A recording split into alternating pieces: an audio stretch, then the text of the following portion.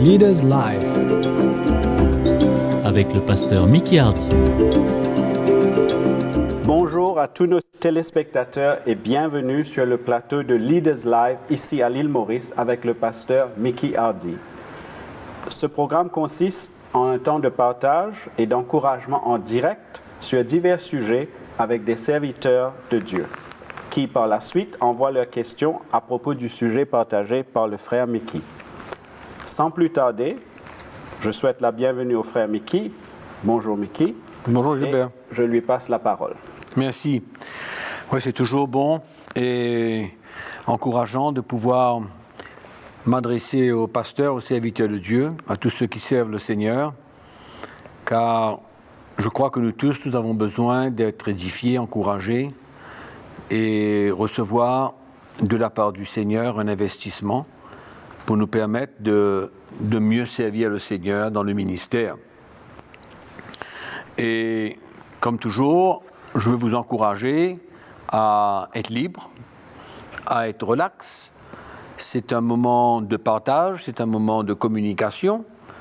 Donc, vos questions, je vais essayer de les répondre au mieux possible, mais n'hésitez pas, sentez-vous absolument libre de pouvoir me poser n'importe quelle question et nous comptons sur le Seigneur pour emmener la réponse et vous éclairer. C'est vrai que quand nous partageons l'Évangile et quand nous visitons les pays d'Afrique et nous portons le message de la croix de Jésus-Christ, certainement que en recevant l'Évangile, en recevant la parole de Dieu, on ne comprend pas tout, vous ne comprenez pas tout, c'est absolument normal. Et c'est pourquoi je veux vous encourager aujourd'hui à persévérer. Ce qui est important, c'est quand nous recevons un fondement, quand nous recevons l'Évangile et que nous comprenons par la lumière que le Saint-Esprit nous donne, qu'il y a un message qui est la fondation même de la vie chrétienne. Et quand ce message est reçu, quand nous l'embrassons et quand nous comprenons l'importance de ce message, c'est là où maintenant il y a beaucoup de choses qui vont se passer dans notre propre vie, dans l'Église, dans le ministère. Et donc quand nous recevons ce message, ça ne veut pas dire que nous avons tout compris, non. Ça ne veut pas dire que tout est devenu clair pour nous, parce qu'il y a beaucoup de choses que nous avons besoin d'apprendre au fur et à mesure que nous entendons l'Évangile. Les choses vont devenir de plus en plus claires, la lumière va venir, et donc la seule chose que je demande aux pasteurs, aux serviteurs de Dieu, quand ils reçoivent le message de la croix, c'est de s'assurer qu'il y a un témoignage dans votre cœur, que le Saint-Esprit vous parle concernant ce message de la croix de Jésus-Christ. Et donc, quand cette fondation vient dans notre cœur, maintenant, nous avons besoin d'ajouter à cela pierre sur pierre, c'est-à-dire d'autres lumières dans la parole de Dieu, où notre vie, le ministère, va être désormais affecté, où nous allons voir que ça va bousculer pas mal de choses dans notre vie, mais tout cela ne prend pas ni une semaine, ni un mois, ni une année. C'est une construction. C'est une construction permanente. C'est pourquoi ne croyez pas que du premier jour, vous allez tout comprendre, et puis s'il y a des choses qui vous troublent, s'il y a des choses qui sont contraires à ce que vous avez vécu pendant peut-être des années, qui sont enracinées en vous, ce n'est pas le moment pour vous de se dire « Ok, c'est un mauvais message, c'est un message c'est de la fausse doctrine ou quoi que ce soit d'autre. » Donc je vais vous lire un petit texte de la part de l'apôtre Paul dans son épître aux Philippiens au chapitre 3. En fait, Paul parle de cela juste après avoir communiqué comment, quand il a reçu l'Évangile, il a tout délaissé. Il a regardé toute chose comme une perte afin de gagner Christ, sachant que sa vie devait être bousculée, sachant que Dieu allait perfectionner sa vie, sachant qu'il avait besoin de s'identifier avec Jésus-Christ, et donc sachant tout cela, et sachant aussi que ça n'a pas pris une seconde ni une heure pour tout comprendre, Paul vient dire aux Philippiens, au verset 15, il a dit « Nous tous donc qui sommes des hommes faits, ayons cette même pensée, et si vous êtes en quelque sorte d'un autre avis, Dieu vous éclairera aussi là-dessus. Seulement, au point où nous sommes parvenus, marchons d'un même pas. » Et là, qu'est-ce que nous voyons? Paul est en train d'encourager les Philippiens que quand ils ont reçu l'Évangile, c'est venu à leur cœur, mais il se peut que ce qu'ils ont entendu ne soit pas en ligne avec ce qu'ils ont vécu, ce qu'ils ont prêché, la manière qu'ils ont vécu, les pratiques qu'ils ont appliquées dans l'Église, les enseignements, certaines doctrines. Donc il y a pas mal de choses que peut-être vous ne voyez pas clairement, puisque votre vie chrétienne, votre ministère, était basé peut-être sur d'autres facettes, d'autres éléments, qui aujourd'hui, ça vient vous confronter. Alors, quand l'Évangile vient à votre cœur, c'est clair, vous êtes confronté, vous ne comprenez pas tout, mais quelle doit être votre attitude et votre réaction par la suite? C'est que Dieu va continuer à construire votre vie. C'est qu'il y en a beaucoup d'autres éléments de révélation que le Seigneur veut ajouter dans votre cœur, afin que toute votre vie, basée sur le fondement d'un message, le message de la croix de Jésus-Christ, puisse alors être vécue selon la doctrine de Christ, la saine doctrine de Christ. Donc voilà un peu comment vous devez réagir, voilà un peu comment je m'attends à ce que vous réagissez, et je comprends vos réactions. Donc, quand je viens et que je vous annonce l'Évangile, ou qu'un autre des serviteurs de Dieu de CTMI vient vous annoncer l'Évangile, vous serez peut-être étonné d'entendre certaines choses, vous ne serez pas d'accord, on le comprend. Mais n'abandonnez pas. Ne vous faites pas une opinion si vous n'avez pas tout, parce que vous n'avez pas tout compris. Il se peut que ce sera dans les semaines, dans les mois, dans les années qui vont suivre, que vous allez comprendre vraiment plus que vous comprenez maintenant. Moi, j'ai beaucoup de témoignages à faire, dans le sens que je connais beaucoup de pasteurs qui ont écouté le message de l'Évangile, et ils ont reçu ce message de la croix de Christ, mais il y a beaucoup d'autres choses qui n'étaient pas d'accord. Et ça leur a pris des années avant de vraiment assimiler dans leur cœur, avant que la révélation devienne une réalité dans leur vie. Ça leur a pris beaucoup de temps. C'est pourquoi ne croyez pas que c'est un enseignement qui vient vers vous et que tout de suite, toute la lumière va venir, ou bien vous allez tout accepter, ou bien vous allez vous retirer. Vous allez dire, ok, c'est bon, c'est bien, j'ai tout compris, ou alors, il y a des choses qui sont vraies, qui sont bien, mais il y a d'autres choses qui sont attachées avec ce qui a été communiqué, que je n'accepte pas du tout, donc c'est de la fausse doctrine, je m'écarte, je m'en vais, je m'éloigne. Ce n'est pas la bonne attitude, ce n'est pas la bonne manière de faire. Okay? Ma propre vie à moi, si vous voulez mon témoignage, ça ne m'a pas pris ni une semaine, ni un mois, ni un an. On continue à apprendre continuellement. La vie chrétienne, c'est une école. Le ministère, c'est une école. Nous sommes à l'école du Saint-Esprit où tous les jours, toutes les semaines, nous comprenons davantage. Nous sommes éclairés par le Saint-Esprit davantage. C'est pourquoi n'ayez pas cette attitude cette réaction où, si vous ne comprenez pas tout, ce n'est pas bon. Donc moi, comme je vous dis, mon témoignage, ça m'a pris des années à comprendre clairement le message, la saine doctrine de Christ. Donc ce n'est pas une question d'une semaine. Donc Paul vient nous dire, portez des regards sur ceux qui marchent selon le modèle que vous avez en nous, car il en est plusieurs qui marchent en ennemis de la croix de Jésus-Christ. Il ne faudrait pas que vous deveniez un ennemi de la croix de Jésus-Christ parce que vous ne comprenez pas tout et que vous n'êtes pas en accord avec tout ce qui est communiqué.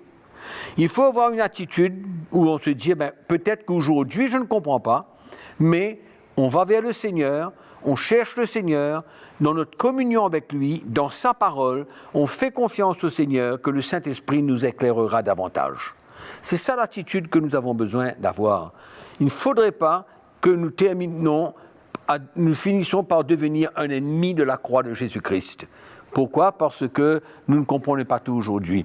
Alors je vais prendre un petit exemple, même que je crois que vous connaissez l'histoire, ça se trouve dans le livre des Actes des Apôtres, au chapitre 10, quand l'Évangile avait besoin d'arriver jusqu'aux païens, et que, selon le plan de Dieu, le salut c'était pour tous les hommes, mais comme vous savez, l'Église primitive, le début de l'Église primitive se constituait par des Juifs. Des Juifs. Et les premiers apôtres étaient tous des Juifs, convertis à Jésus-Christ, et maintenant, ils sont venus avec tout le bagage de la tradition juive, donc ils étaient enracinés dans une certaine manière de comprendre selon l'Ancien Testament, selon la doctrine de l'Ancien Testament, selon les demandes de l'Ancien Testament et les lois de l'Ancienne Alliance. Donc, même l'apôtre Pierre, nous voyons qu'il était vraiment enraciné dans la tradition juive, dans la loi juive. Et quand il a eu cette vision, comme quoi que le Seigneur était en train de lui faire comprendre que le salut n'était pas seulement pour les Juifs, mais aussi pour les païens. Il a eu cette vision de cette nappe. Peut-être qu'on peut lire ce texte un petit coup. Au chapitre 10, au verset 9, il est écrit « Le lendemain, comme ils étaient en route et qu'ils approchaient de la ville, Pierre monta sur le toit vers la 6e heure pour prier. Il eut faim et il voulut manger. Pendant qu'on lui préparait à manger, il tomba en extase. Il vit le ciel ouvert et un objet semblable à une grande nappe, attaché par les 4 coins, qui descendait et s'abaissait vers la terre. Et où se trouvaient tous les quadrupèdes et les reptiles de la terre et les oiseaux du ciel. Et une voix lui dit, « Lève-toi, Pierre, tue et mange. » Mais Pierre dit, « Non, Seigneur, car je n'ai jamais rien mangé de souillé ni d'impur. » selon la loi juive. Et pour la 2e fois, la voix se fit entendre, « Ce que Dieu a déclaré pur, ne le regarde pas comme souillé. » Cela arriva jusqu'à 3 fois, et aussitôt après, l'objet fut retiré dans le ciel. À ce moment précis, Pierre n'a pas encore compris. Quel était le plan de Dieu pour lui ? Il n'a pas compris. Mais comme Dieu avait un plan, et qu'il a un plan pour notre vie, et que Pierre, en étant un apôtre, avec la révélation de la croix qu'il avait, n'avait quand même pas compris que Dieu avait dans son plan inclus les païens pour être sauvés. Et donc il a tenu ferme, comme quoi il ne pouvait pas manger des animaux impurs, mais Dieu lui dit, ce que Dieu déclare pur, ne le regarde pas comme souillé. Il ne comprend pas. Il n'a pas compris, il n'a pas saisi encore certaines choses, l'apôtre Pierre. Et le verset d'ensuite nous dit, le verset 19, « Comme Pierre réfléchissait à la vision, l'Esprit lui dit, « Voici, 3 hommes te demandent, lève-toi, descends, pars avec eux sans hésiter, car c'est moi qui les ai envoyés. » Et nous connaissons l'histoire. Nous connaissons l'histoire parce que quand ils sont arrivés à Césarée, Corneille était en train de les attendre et lui et sa famille étaient prêts pour entendre tout ce que Pierre avait à leur dire.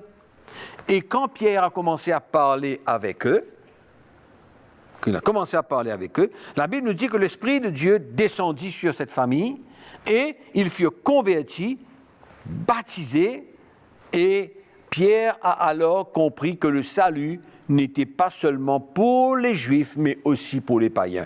Et donc, quand il est reparti vers les disciples pour leur annoncer ce qui s'était passé, c'est là qu'ils leur ont raconté comment ça s'est passé et comment maintenant eux-mêmes ils ont besoin d'accepter que le salut n'est pas seulement pour les Juifs, mais aussi pour les païens. Donc, qu'est-ce que je suis en train d'essayer de vous dire? Dieu, dans son plan pour vous, n'a pas besoin de tout vous montrer d'un seul coup.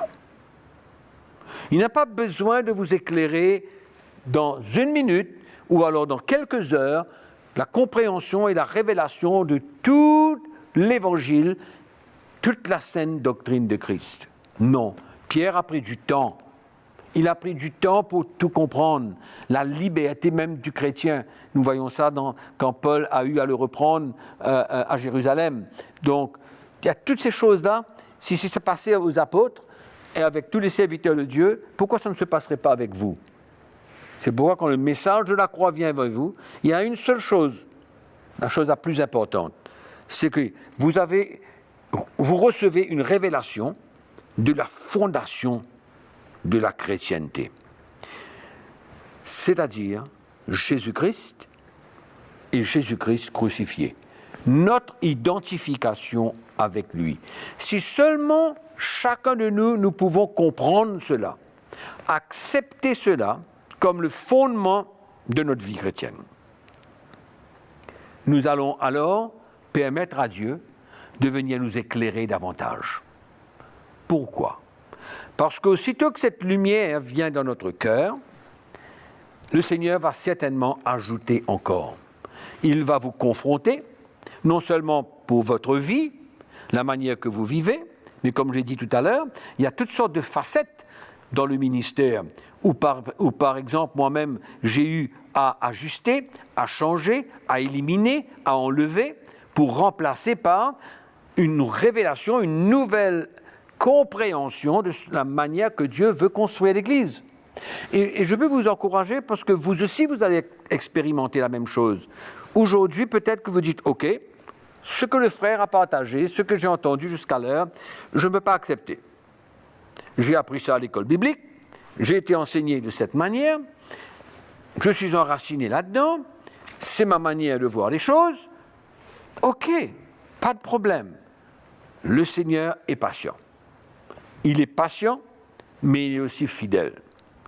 Et si nous ouvrons nos cœurs, si nous sommes prêts à ne pas nous endurcir et ne pas rester sur notre position et se dire, ah ben c'est vrai, il se peut que le Seigneur a beaucoup de choses à me montrer, à m'enseigner, à m'instruire.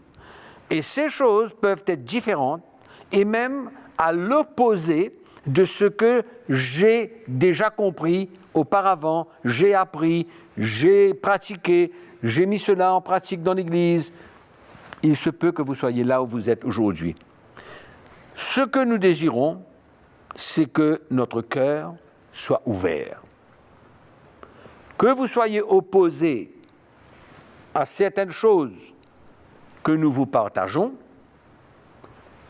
il n'y a pas de problème tant que le fondement, la révélation du message de la croix de Jésus-Christ, c'est-à-dire notre identification avec lui dans ses souffrances, dans sa mort et dans sa résurrection. En d'autres mots, notre vie ne nous appartient plus. Ça que vous avez besoin de saisir au départ. Le reste, le Seigneur va ajouter lui-même. Le reste, le Saint-Esprit va vous éclairer de plusieurs manières. Ça, ce n'est pas le souci. Le souci, c'est de revenir à la fondation, à la base même de la chrétienté. Où Jésus a dit, si quelqu'un veut me suivre, qu'il se charge de sa croix, qu'il se renie lui-même et qu'il se charge de sa croix. Autrement, il n'est pas digne. Ça, c'est le fondement où notre vie ne nous appartient plus, où nous mettons notre vie sur l'autel, où nous permettons à Dieu de nous changer, de nous transformer, de nous briser, de nous former à l'image de son Fils. Ça, c'est la première chose que chacun d'entre nous, nous avons besoin d'accepter, de le recevoir et de se dire, ok, je vais prendre cette décision, je vais accepter que ma vie ne m'appartient plus. Ça, c'est le fondement. D'accord ? Et c'est ça que Dieu cherche dans la vie de chacun d'entre nous. Et après cela, chacun, au rythme que l'Esprit de Dieu va le conduire, dépendant de sa recherche, sa sincérité, son vouloir, son zèle, ou alors on peut se dire, oui, c'est vrai, ce fondement-là, je l'accepte, mais à côté, je pèse les freins, je ne veux pas ouvrir mon cœur à d'autres choses. Pourquoi ? Parce que peut-être que nous avons certain intérêt à vouloir préserver certaines choses que nous avons vécues, ou certains enseignements que nous avons portés. Peut-être qu'on a certains intérêts là-dedans. Donc peut-être qu'aujourd'hui, vous n'êtes pas prêt à relâcher cette chose, mais acceptez ce message. Et non seulement l'accepter, mais de se dire, ok, j'ai besoin d'aller à la recherche d'autres choses. J'ai besoin de permettre au Seigneur d'ajouter pierre sur pierre pour former et construire cet édifice qui est notre vie spirituelle à nous, dans ce corps. Et c'est ça que Dieu cherche, c'est ça que Dieu veut pour notre vie. Et nous, les serviteurs de Dieu, si ça ne se passe pas dans notre vie, comment est-ce qu'on va construire l'Église de Jésus-Christ ? Comment ? Quel est l'exemple qu'on va donner ? C'est pourquoi, dans cette démarche, il faut aller chercher le Seigneur. Il faut se dire, je suis prêt à tout. Il y aura des défis, il y aura, c'est vrai, des challenges extraordinaires. Quand l'Esprit de Dieu vient nous éclairer, ça chamboule, ça bouge, ça secoue, ça veut déraciner certaines choses en vous. Mais ce que le Seigneur cherche, c'est notre attitude. J'aime l'Évangile, j'aime le message de la croix, j'accepte que c'est le plan de Dieu pour l'Église, j'accepte que j'ai délaissé ce message, j'accepte que, comme beaucoup, j'ai suivi la foule, quoi. Et maintenant, je réalise que ce message, j'ai besoin de le retrouver, j'ai besoin de revenir à cette lumière, à cette révélation. Et ça, c'est la chose principale que chacun d'entre nous, nous avons besoin de découvrir et de se dire, c'est vrai, cette fondation, elle est importante pour ma vie, elle est importante pour le ministère, elle est importante pour l'Église. Et le reste, le Seigneur fera toutes choses. Comme Pierre. Pierre était là où il était, l'Esprit de Dieu l'a éclairé par la suite, et il a compris que le salut n'était pas seulement pour les Juifs, mais pour les païens. Et d'autres choses, il a compris encore par la suite. Donc, si tous ces apôtres, eux-mêmes, dans leur parcours, dans le service pour Dieu, ils ont été de plus en plus éclairés dans le ministère, dans le service, nous aussi, c'est pareil. Nous avons besoin d'accepter que Dieu est capable, quand il veut, de nous redresser, d'investir dans notre vie, de nous éclairer et de nous donner ce que nous avons besoin. C'est pourquoi je veux vous dire aujourd'hui que Dieu a un plan pour votre vie. Il a un plan merveilleux. Et il nous le fait découvrir au fur et à mesure. Moi, je crois que c'est une grâce pour vous, pour moi, pour tous ceux qui ont entendu le message de la croix de Jésus-Christ, de se dire, maintenant, j'ai un fondement, j'ai une fondation, j'ai une base dans ma vie, le reste, Seigneur, je te fais confiance. Je vais te chercher, je vais aller dans la parole de Dieu, je vais découvrir des choses que je ne comprends pas aujourd'hui, mon cœur est ouvert. Je ne veux pas m'endurcir, je ne veux pas m'opposer, je ne veux pas me tenir pour mes propres convictions aujourd'hui, selon ce que j'ai reçu avant, mais je suis prêt à ce que quand tu me montres les choses et que le Saint-Esprit témoigne à mon cœur que c'est la vérité, je l'accepterai. La parole de Dieu nous dit que c'est la vérité qui nous rend libres. Donc, si vous vraiment vous cherchez, vous trouverez. C'est ce que Jésus a dit. Celui qui cherche, il va trouver. Il faut chercher avec un cœur sincère. Il faut chercher même que, en prenant le risque que quand le Seigneur nous montre certaines choses, et que cela va à l'encontre de nos pratiques, de nos enseignements, de notre vie, de notre manière de faire, qu'on compte sur la grâce de Dieu pour pouvoir accepter cela. Ça va être dur souvent. Oui, ça va être dur. C'est dur de déraciner un vieil arbre. Et c'est la même chose. Quand il y a certaines pratiques, certaines choses dans notre vie qui sont enracinées en nous, ça ne prend pas un jour ni une semaine. C'est pourquoi quand la parole de Dieu vient vers vous, je veux vous encourager. Ne rejetez pas tout. Ne rejetez rien. Mettez-le un petit peu à côté et dites, Seigneur, peut-être que c'est vrai, pour le moment je ne comprends pas, pour le moment je ne saisis pas, je ne peux pas accepter ça pour le moment, et il n'y a pas de problème. Moi je suis ouvert, patient, j'ai la foi dans mon cœur, que vous n'avez pas entendu et écouté le message de la croix pendant une conférence en vain. C'est ni par chance, ni par coïncidence, et ce n'est pas en vain. Vous avez été là, ça vous a touché, vous avez été, allons dire, saisi d'une manière ou d'une autre par l'Esprit de Dieu, mais c'est vrai, ça chamboule peut-être trop de choses au début, mais c'est pas grave. Moi, je veux faire confiance à Dieu avec vous. Je veux faire confiance au Seigneur avec vous, même que peut-être aujourd'hui, comme Paul dit aux Philippiens, je vais relire ce texte, peut-être que, après ce que nous avons partagé, ça va être un petit peu plus clair pour vous. Nous tous qui sommes des hommes faits, ayons cette même pensée. Et si vous êtes en quelque sorte d'un autre avis, d'accord ? On n'a pas besoin d'avoir le même avis aujourd'hui. D'accord ?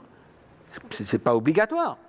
Mais au moins, on a compris le fondement, on a compris l'essentiel. Et après l'essentiel, nous savons très bien que quand on construit une maison, on met un fondement, on met une fondation. C'est l'essentiel. Et puis on vient ajouter les briques, et puis on vient ajouter les briques là où il faut, et l'édifice est construit. Donc c'est comme ça, c'est la même chose. Et Paul dit, si vous êtes en quelques points d'un autre avis, Dieu vous éclairera aussi là-dessus. En d'autres mots, sur la vie que vous avez là, et que vous croyez peut-être que vous avez raison, et que ce que vous croyez est bon, et ce que vous avez entendu, et peut-être contraire, mais Dieu vous éclairera si vous êtes sincère. Moi, je suis certain que Dieu vous éclairera. Si vous vous tenez devant le Seigneur, et que vous allez chercher vraiment dans la parole de Dieu, et que votre cœur est ouvert, je suis certain que Dieu, il va vous éclairer. Et si je veux terminer cet après-midi, c'est simplement pour vous dire d'avoir une bonne attitude. D'avoir une attitude où vous êtes prêt à apprendre. Ça va vous coûter un prix, c'est vrai. Il y aura un prix à payer. Ça va vous demander de l'humilité. Oui. Souvent on se dit, ça fait 10 ans que je prêche certaines choses, mais maintenant je comprends les choses autrement, mais qu'est-ce que j'ai fait ? Pourquoi il faut que maintenant j'aille changer ? Mais vous savez, on apprend tout le temps. Il faut se dire que tout ce qu'on a reçu n'est pas selon la sainte doctrine de Christ. Nous avons tout le temps à apprendre des choses. Et donc je vous encourage, tous les pasteurs, les serviteurs de Dieu, tous ceux qui m'écoutent, vous avez écouté l'Évangile pendant une conférence et vous avez accepté le message de la croix. C'est la chose principale. Vous êtes sur la bonne route. Vous avez commencé une course où le Seigneur vous aidera pour la terminer. Et donc je vous encourage à persévérer. Ne lâchez pas, n'abandonnez pas. Persévérez. Allez chercher la communion fraternelle avec tous ceux qui ont accepté ce message. Partagez. Rentrez sur notre site web et allez écouter des messages qui vous aideront à être construits, à être édifiés, à recevoir davantage comme révélation de l'Évangile. Et au fur et à mesure, le Seigneur vous éclairera. C'est comme ça qu'on va pouvoir travailler dans l'unité de l'esprit. C'est quand nos cœurs s'unissent à travers l'Évangile. À ce moment-là, on peut se faire confiance. Je peux avoir confiance en vous, vous pouvez avoir confiance en moi. Et on peut construire l'Église de Jésus-Christ ensemble. Différents ministères, c'est merveilleux. Donc mes frères, c'est mon encouragement pour vous aujourd'hui. J'attends vos questions et je prie que le Seigneur nous aide à pouvoir répondre à toutes vos questions et que nous soyons édifiés, encouragés pour continuer dans cette course que le Seigneur nous a placée. Que le Seigneur vous bénisse et je passe la parole à Gilbert pour les questions. Voilà, merci beaucoup Mickey. Donc, plusieurs questions sont déjà arrivées. Nous allons directement entamer. Une première, je comprends maintenant ce message, mais il y a tellement d'autres enseignements et d'autres doctrines en moi qui emmènent souvent la confusion dans mon cœur. Comment dois-je faire? Eh bien, je pense que la première chose à faire, c'est premièrement de remercier le Seigneur que tu as compris la base même de l'Évangile. Et c'est vrai, ce que tu dis, c'est un peu mon témoignage à moi. Il y a tellement de choses que je m'étais donné, que j'ai appris, que j'ai enseigné, que j'ai vécu, et que le Seigneur a eu à changer. Et moi, mon témoignage, c'est que j'ai persévéré, malgré les difficultés, l'opposition, les incompréhensions, et j'ai fait confiance au Seigneur de m'éclairer. J'ai continué, j'ai persévéré dans ma recherche, parce que j'avais compris que ce message de la croix, c'est devenu quelque chose de clair pour moi, mais il y avait tellement pas de confusion, mais d'éléments contraires à ce que je vivais. Mais c'était moi à décider ce que je voulais. Et donc, je veux encourager ce frère à comprendre que il est sur le bon chemin. Il est sur le bon chemin de continuer à rechercher, comme je l'ai dit tout à l'heure, à travers notre site web, les différents messages. Et je suis sûr que le Seigneur va l'éclairer. Le Seigneur est fidèle. Il va l'éclairer et il va construire sa vie et il verra que il changera. Le ministère va changer. L'Église va changer. Il n'y a pas de doute à cela. C'est une assurance claire et nette. Donc, une question qui vient d'une autre personne, mais qui quand même est reliée à cela. Il dit, vous parlez du Saint-Esprit qui nous éclaire, mais comment savoir ce qui est mes propres pensées et celles du Saint-Esprit? Non, alors la parole de Dieu nous dit que le Saint-Esprit, c'est lui qui est notre guide, celui qui nous rappellera toutes choses, celui qui va nous enseigner toutes choses.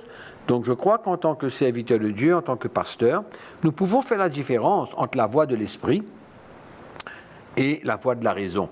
Mais cela s'apprend.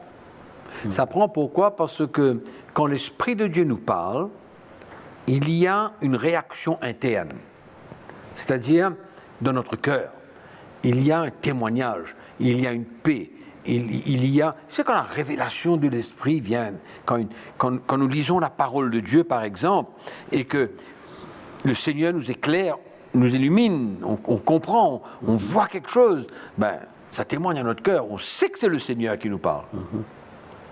En plus, on voit quelque chose qu'on n'a pas vu avant. Oui. On voit la même parole, mais qu'on n'avait jamais vu ça comme ça. Et oui, et cet esprit, il met ça clairement dans notre cœur, et ça nous fait du bien, quoi. C'est pas simplement un raisonnement qui vient, qu'on comprend une affaire, avec notre propre sagesse, notre propre intelligence, mais le Seigneur dépose ça dans notre cœur, et on sent que c'est lui. OK. Ce pasteur nous dit, mais ce que vous dites, frère Mickey, mais est-ce que ce n'est pas Jésus qui doit être la fondation de notre vie? Oui, certainement.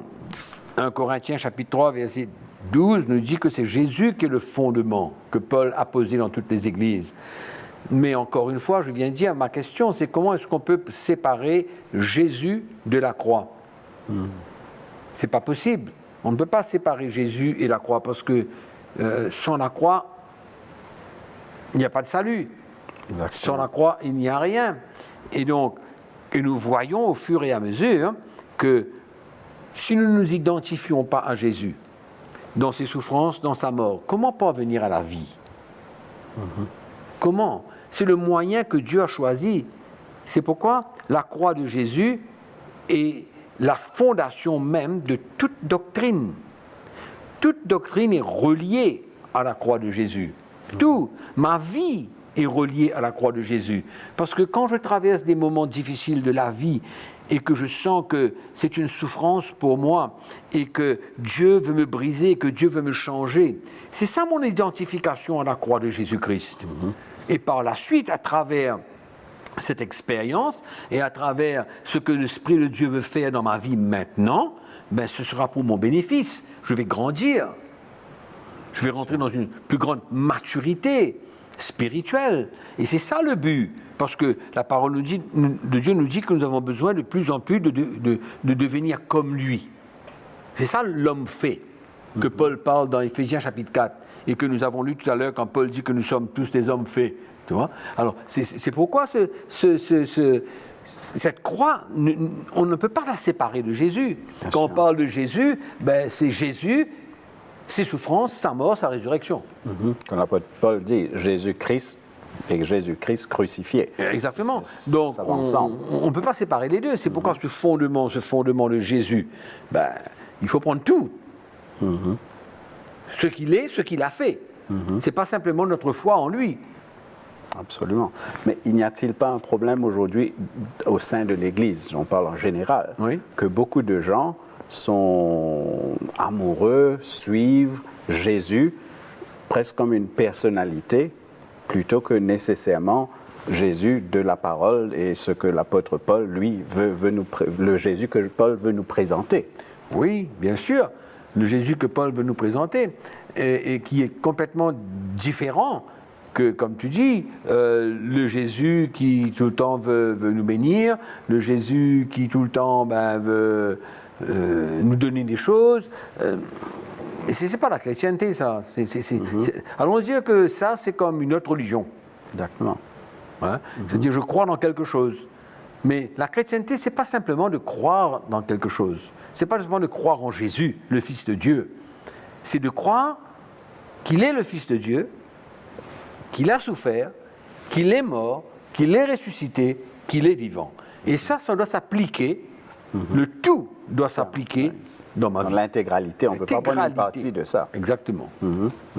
Et est-ce que, dans ce cas, tu dirais que quand on suit un Jésus, quelle que soit notre définition de ce Jésus-là, est-ce que ça déborderait un peu sur l'idolâtrie, finalement? Parce que beaucoup de gens ont des définitions bien... Ouais, mais écoute, ça, je ne sais pas trop si ça terminerait par l'idolâtrie. Mais l'apôtre Paul parle dans 1 Corinthiens chapitre 11, il parle d'un autre Jésus. Voilà, en fait, c'est ça que je veux dire. Il parle d'un autre Jésus, il parle d'un autre évangile, il parle de notre esprit. Donc c'est pourquoi on peut prêcher un Jésus qui ne nous demande rien. On peut prêcher un Jésus qui ne nous demande pas notre vie. On pourrait prêcher un Jésus qui n'a rien à faire avec notre vie. C'est-à-dire, nous sommes en contrôle de notre propre vie, mais nous croyons en lui. C'est ça. C'est une déception.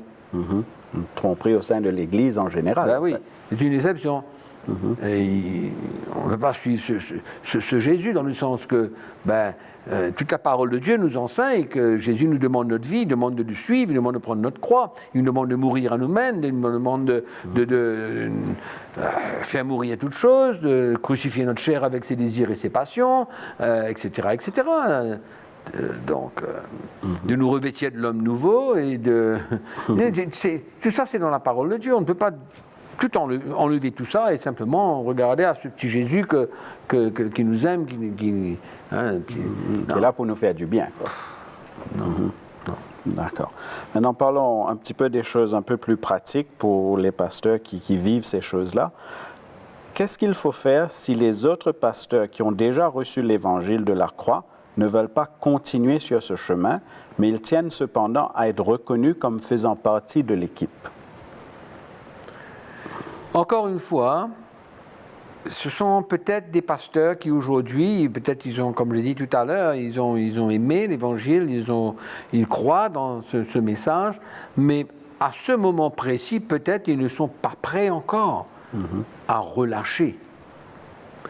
Mais c'est là où il faut continuer à prier, c'est là où il faut continuer à avoir de la patience pour eux, c'est là où il faut continuer à se dire, le Seigneur qui a commencé une œuvre dans leur vie est capable de terminer, de compléter cette œuvre. Donc pour le moment, ils sont là où ils sont. Moi, je connais des dizaines qui sont comme ça. Ah oui, ils aiment l'Évangile, ils ont entendu, c'est bien, mais ils ne sont pas prêts encore à payer le prix. Ils sont d'accord, mais pas pour aller jusqu'au bout. Ils sont d'accord, mais pas pour engager leur vie encore. Oui. Donc, souvent, nous avons aussi le cas où les gens, quelque part, l'Évangile les saisit. On voit que quelque chose se passe, mais en même temps, ils repartent et commencent à ajouter ça à ce qu'ils croient. Oui. Qu'est-ce qu'on peut dire à quelqu'un qui est dans ce cas-là? Moi, je dirais que c'est quelqu'un qui se dit, OK, ce que j'ai connu avant, c'est bon. Maintenant, je saisis que le Seigneur me demande ma vie. Et comme tu dis, il prend ce morceau-là et il vient ajouter à ça.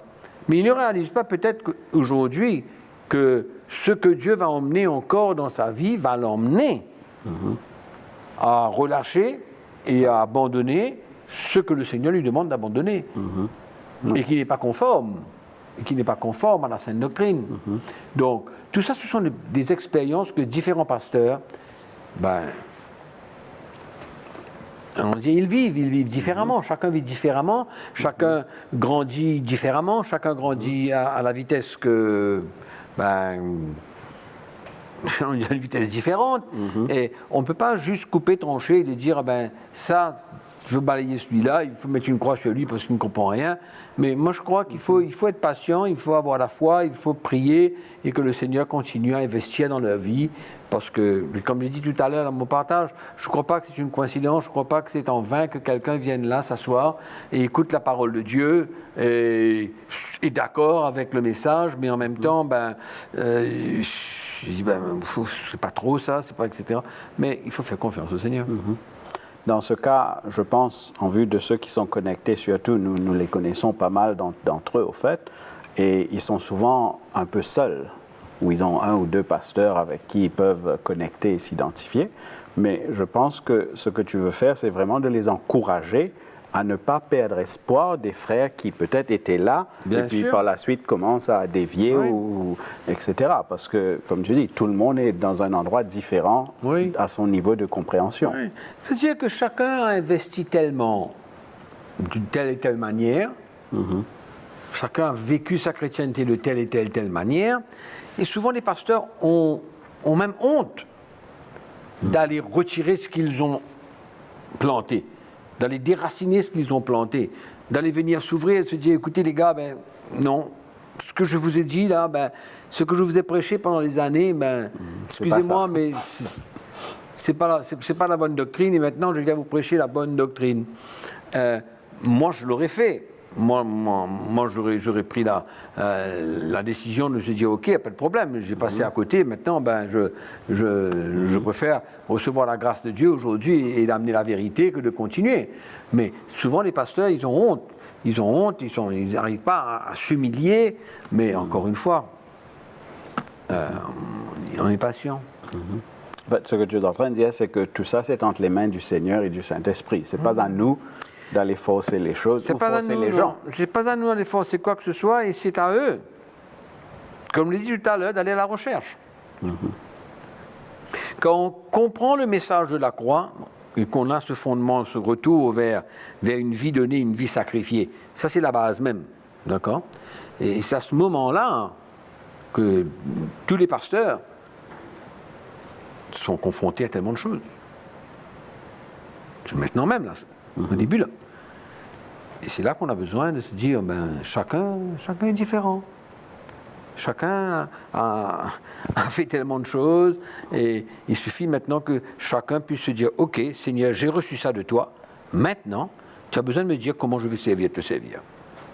Et si vraiment il persévère et qu'ils prennent ce chemin que Dieu leur demande, certainement que le Saint-Esprit va les aider. Dépendant de leur engagement sur ce chemin. D'accord. Bon, on a peut-être touché déjà à cette prochaine question. Comment est-ce que le Seigneur voit les gens qui ne comprennent pas cette révélation et continuent selon leur propre compréhension de la parole? Comment le Seigneur les voit? Mais souvent, le Seigneur ne les voit pas comme nous voyons. Voilà. C'est-à-dire que nous avons tendance à, comme on dit tout à l'heure, à catégoriser la personne. À catégoriser la personne, à le mettre de côté, à se dire, il a prétendu comprendre quelque chose. Mais on ne peut pas faire ça. Et c'est une première réaction qu'on peut avoir. Mais on ne peut pas agir comme ça. Je suis pasteur, je prêche le message de la croix, mais le peuple de Dieu dans mon église le rejette. Certains vont jusqu'à quitter l'église. Qu'est-ce que je fais? Cette réaction est normale. Cette réaction est normale. Pourquoi? Parce que il y a plusieurs raisons. Il y a peut-être des gens qui sont là, à l'église, pour leur propre intérêt. Pour écouter un message qui va les faire gagner quelque chose. Peut-être qu'ils ont été habitués à écouter ce genre de message. C'est une des raisons. Une autre raison, c'est peut-être que, ils ne sont pas d'accord de changer. Plusieurs raisons. Mais c'est normal. Ce sont des réactions normales. Et au fait, le message de la croix vient confronter la vie des gens. Donc, il ne peut pas s'attendre à ce que tout le monde se dise, ok, voilà, tout est formidable, tout est merveilleux. Je pensais que la révélation que j'ai reçue, tout le monde va l'accepter, tout le monde va ouvrir le cœur, tout le monde va dire c'est merveilleux, mais c'est pas comme ça du tout. On n'a qu'à voir que l'enseignement de Jésus a apporté beaucoup de confusion partout. Beaucoup de confusion, beaucoup de réactions partout, beaucoup d'opposition et de persécution. Et donc c'est pareil pour nous, si nous nous alignons avec le message de Christ, avec les révélations de la parole de Dieu, des épîtres de Paul, surtout, nous allons voir que ça soulève beaucoup de réactions. C'est normal. Et ce que le frère est en train d'expérimenter est normal, mais il ne faut pas qu'il retourne en arrière. Il ne faut pas qu'il se dise, je vais perdre tout le monde. Okay? C'est exactement cet exemple que j'ai donné une fois, quelque part, je ne sais pas. Je visitais une grande église en Amérique, et quand j'ai visité le pasteur, passé quelques minutes avec lui, une trentaine de minutes, et parler un petit peu de l'évangile. Et il s'est tourné vers moi et il m'a dit, écoute, c'est très bien, moi je comprends bien ce que tu me dis, mais si je presse ce genre de message dans l'église, je vais perdre toute mon église. Donc c'est un peu ça. C'est normal. Mais il faut persévérer. Si sur 100 personnes, il reste 30, gloire à Dieu. Il ne faut pas relâcher, il ne faut pas essayer de les garder. Par force. Il faut prêcher les messages, il faut avoir beaucoup de grâce dans ce message que nous prêchons. Il ne faut pas venir brutalement et écraser tout. Non, il faut venir parler avec grâce, avec l'amour du Seigneur, la vérité de Dieu, mais ne pas trop casser partout, écraser partout. Il faut faire ça avec sagesse et au fur et à mesure que l'Esprit de Dieu nous demande de parler. C'est pourquoi il faut être sensible. Il faut être sensible. Mais ne pas arrêter. Et aussi éviter, à cause des réactions. Et aussi éviter un compromis. Oui, bien sûr, il faut parler de la vérité. Il faut quand même maintenir la chose, même si les gens ne veulent pas l'entendre. Et ce qui est important pour eux, pour les aider là-dedans, et c'est ça le drame. Le drame, souvent, c'est que ces pasteurs veulent construire leur église seuls. Et ils n'ont pas le soutien. Si un autre pasteur venait dans l'église et parlait et de soutenir ce que lui, il est en train de dire, ça aiderait les gens de savoir qu'il n'est pas le seul. Exactement. Qu'il y a d'autres. Cela. Et c'est pourquoi j'insiste dans toutes les conférences que je vais, après les conférences, d'encourager les pasteurs à se joindre, à s'encourager, à s'aider dans le ministère, à partager l'évangile ensemble. Et c'est ça la construction de l'Église. Mais s'il veut prendre le message comme ça, y aller tout seul, se dire je vais construire l'Église, je vais aller là dans l'Église, je vais balancer tous ces trucs-là là-bas, seul, sans que le peuple de Dieu ressente que finalement, il y a d'autres serviteurs de Dieu qui sont en train de saisir ce que mon pasteur est en train de saisir. Il n'est pas en train de me balancer une fausse doctrine. C'est de l'hérésie, tout ce qu'il vient me raconter après 20 ans que je l'ai entendu. Maintenant, il vient me balancer un truc comme ça. Il a besoin du soutien, du support des autres. C'est pourquoi je dis, il ne faut pas construire seul. Absolument. Je fais partie de l'équipe dirigeante de ma communauté. Comment convaincre les autres membres de l'équipe à accepter ce message? Il ne peut pas convaincre personne. Nous ne sommes pas appelés à convaincre personne. Nous sommes appelés à prêcher l'Évangile, à tenir ferme sur notre position de ce que nous croyons. Et maintenant, si il accepte, c'est bon. Il n'accepte pas, il n'y a pas de problème, mais de continuer à prier. C'est ça qu'il faut. C'est la foi dans notre cœur, appuyé par la prière. Cela va nous emmener à garder nos regards sur Jésus et se dire il y aura peut-être un temps pour eux, pour comprendre. Et puis voilà. OK. Pendant vos conférences, le message que vous prêchez nous bouscule énormément dans la manière qu'on voit les choses.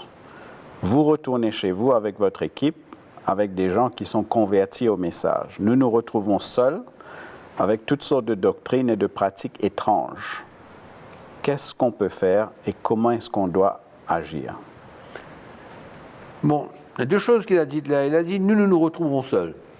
Mais déjà, il n'est pas seul, si c'est nous retrouvons seuls.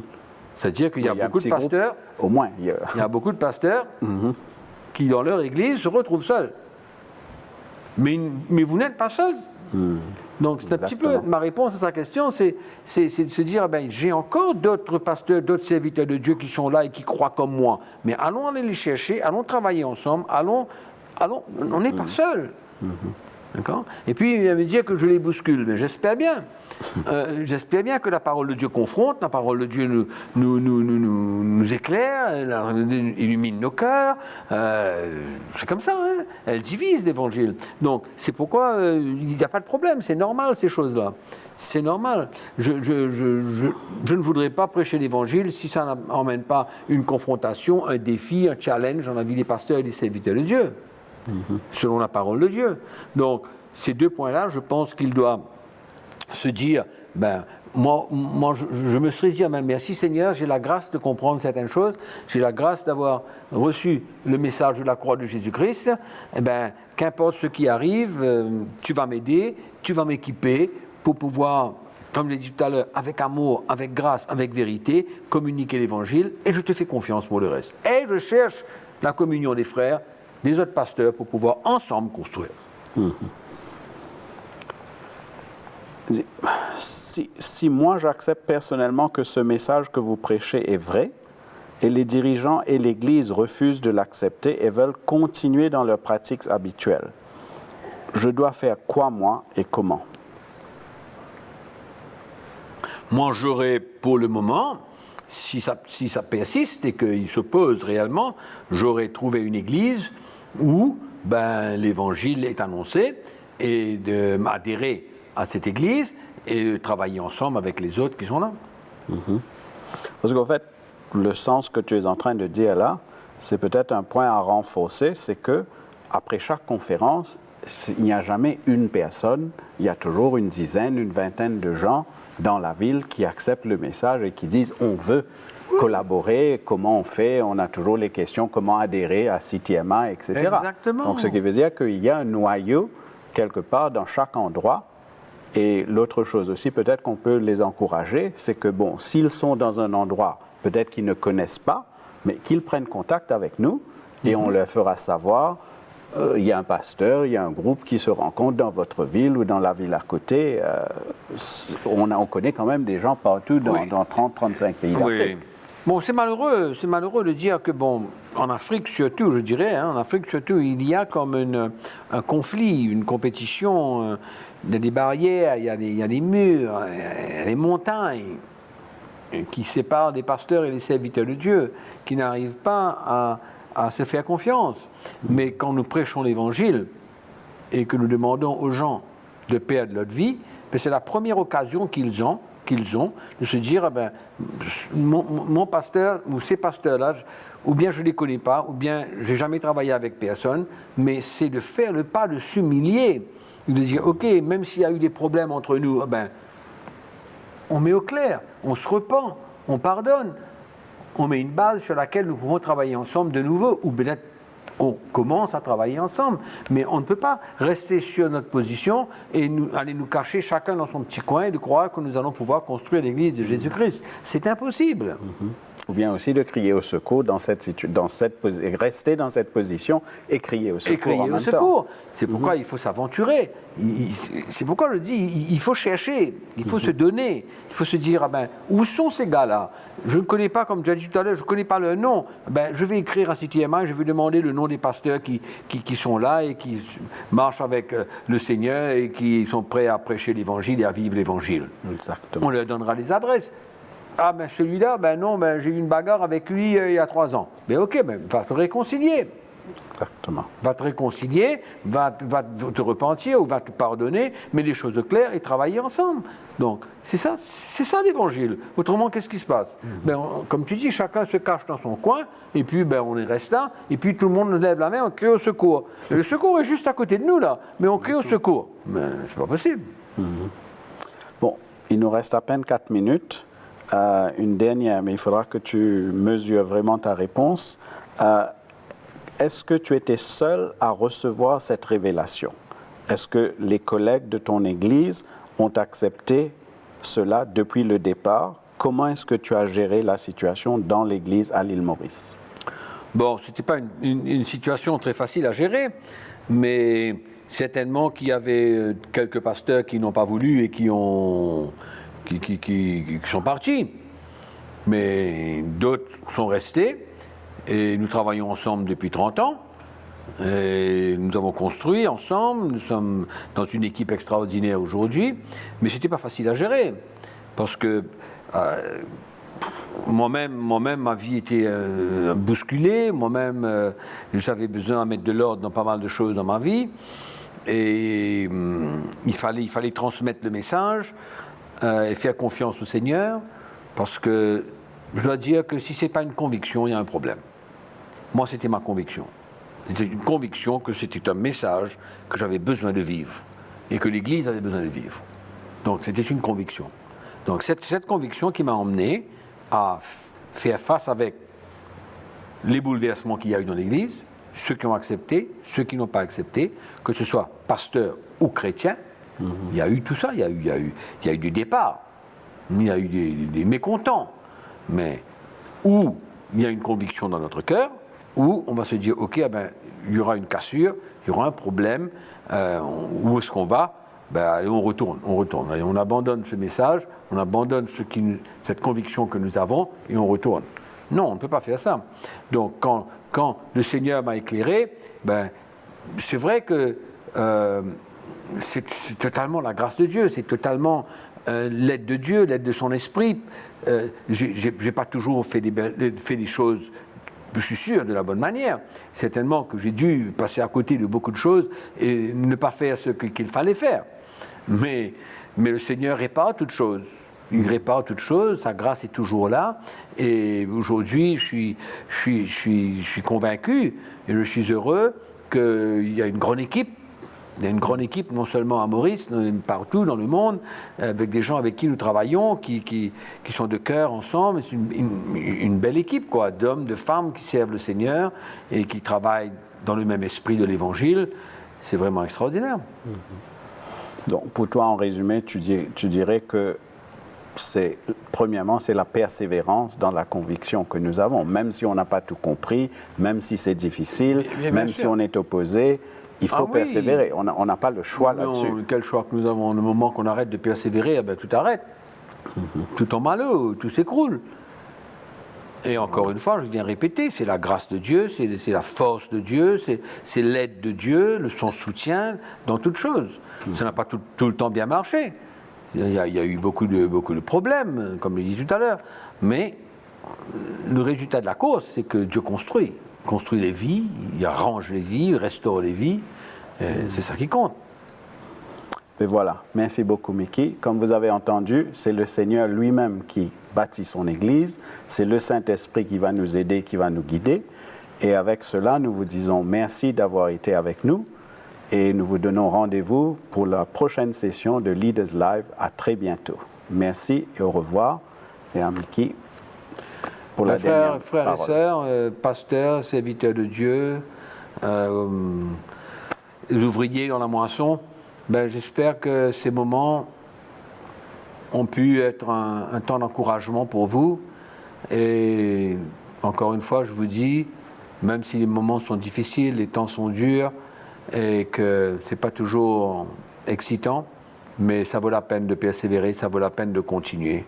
Et encore une fois, je vous dis que nous puissions avoir un cœur de grâce et que la patience de Dieu puisse vraiment nous animer pour que nous puissions regarder des frères, des sœurs qui travaillent dans la moisson, qui ont reçu l'Évangile, qui ne sont pas peut-être aujourd'hui très excités, mais que nous puissions avoir un bon regard vers eux, un regard positif, un regard de grâce et d'amour envers eux. Donc le Seigneur vous bénisse et on vous voit la prochaine. Merci d'avoir été avec nous. Leaders Live avec le pasteur Mickey Hardy.